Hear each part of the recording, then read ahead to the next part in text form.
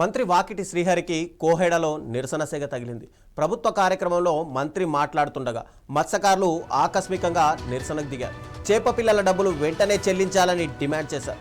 గత కొంతకాలంగా బకాయిలు నిలిచిపోయాయని, వాటిని చెల్లించడంలో ప్రభుత్వం అలసత్వం వహిస్తోందని మత్స్యకారులు ఆరోపించారు.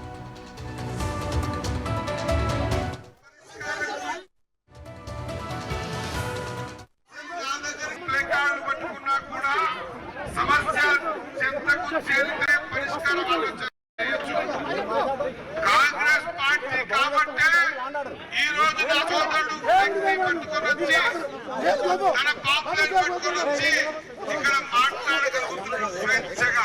ఇది కాంగ్రెస్. మత్స్యకారులు నినాదాలు చేస్తూ తమ ఆగ్రహాన్ని వ్యక్తం చేశారు.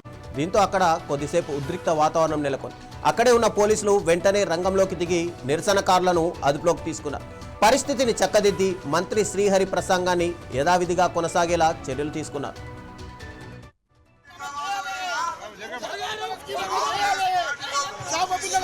చేయాలి